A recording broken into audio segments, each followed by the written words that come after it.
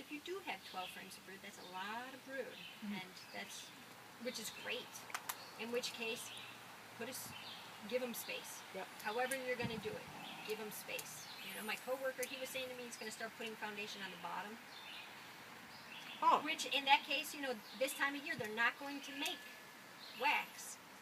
You might as well put it on the bottom. What do you got to lose? They got the space, right? But he doesn't know. I don't know. Nobody knows, you know. But maybe it's a good idea. Maybe it isn't. I wasn't going to inspect this week, but I will inspect and make sure that I know what I'm talking about and that.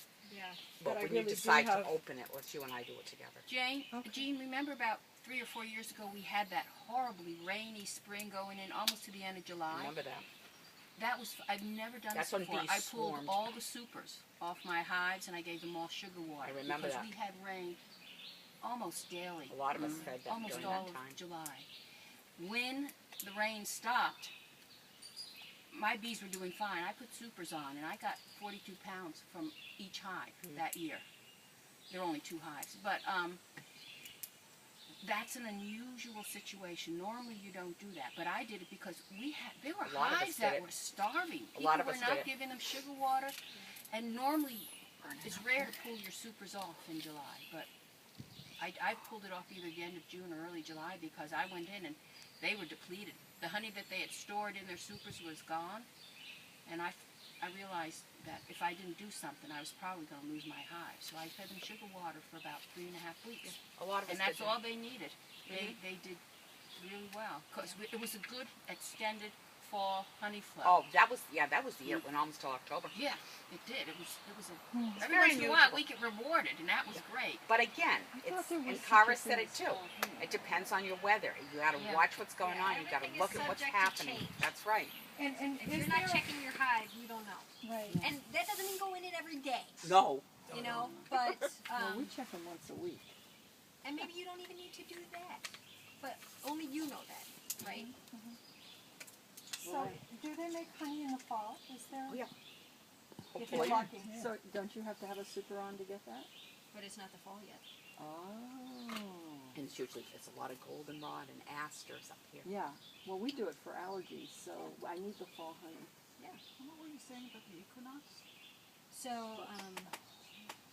you know, I believe in this stuff. Okay, the moon and it's there.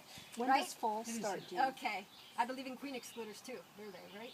What do you use them for? Well, Why I do you already- use them? I express why I use them. I keep the queen down below.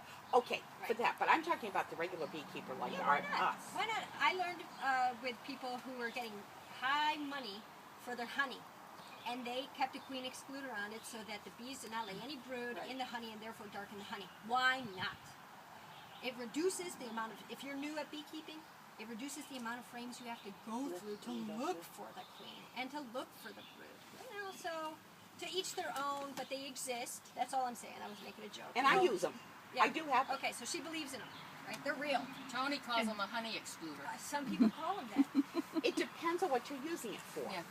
You use it to keep your queen downstairs, okay? I use it only with a cut comb super Because you stick. don't want brood. I definitely don't want any brood upstairs. My experience is by the time I put on my honey super, my second box, usually generally has enough honey on the top of the frames that she won't go over it to go lay upstairs. Not so this time. I just pulled off the honey super and started feeding a hive again. So Well, that's a question. That's a question I have, and with your experience, if you might know, they say that the queen will not cross a queen bar. So, in your experience, That's not true. They do what they see, want. I disagree Yeah. with you both because I've seen I've them not had move. my queens. The ones I pulled off, I had 4 supers on. I pulled off 2 of them because I thought they were full. So I went in. The queen had gone across one complete honey Did you spank box, her good, did you? went up to the top, and laid some brood in the top box. That was the 4th box. Wow. Boy, she went a long way, didn't she? I know. I Well, thought, there's what's space. going on? Who knows? Yeah. Yeah, But I to just go back don't to understand. the- They're so unpredictable. The solstice, right?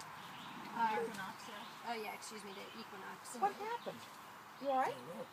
Yeah, Don't you get settled in no, good. don't do that. What a rocky side. Yeah, you settled in. Yeah, I think We're almost done. go this way. Um, Go that way. yeah, Hold on the to Bud. fall equinox. So summer solstice to the fall equinox, the sun is cutting back, usual for reproduction to also cut back, right? So we're still, the queen is still laying, but it's not the peak anymore. Spring is the peak, and now we're coming down. And the fall equinox is really no more. You know, That's when she'll stop. she's not going to stop, but it's She'll not just going slow to down. be. Okay. It's going to be dramatic. It's going to be drastic. But this whole, you know, the whole cycle is dramatic and drastic. And so, and it's going to be that particular date, I don't know. But it, you know, there is this. Well, it seems September 1 was the date we kicked out all the drones. Sure, and that's temperature, yeah. So. Sometimes. And that, yeah, and that, Yeah. this, you know, who knows what that date is? We don't. I mean, that's the thing. We're trying to, you know,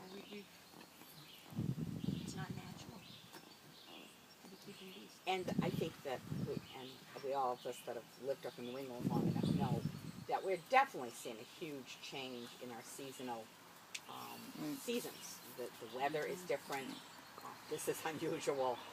It's warmer longer into the fall. We have a little bit of an extended bloom. I mean, I found my queen laying one time at the end of October. I thought, what are you doing? You're not supposed to do this now. But they're going to do what they need to do and what works for them. But very often there is a fall build-up to get them through the winter. That's right. And usually, though, it's more towards the beginning of October. Is my experience. So to find her at the end of October, beginning of November, laying, I'm like, what? But you know, if that's what they needed to do, that's what they needed to do. Yeah, and some still lay all winter. Yeah, off and on, but not with the huge numbers. No, that I think, yeah. no, because they can't sustain it. They don't know what's coming either. You know, and this is the Oh, and they don't want to waste all that honey. nothing. All right. Ready? Right? Open hive, yeah? Yeah.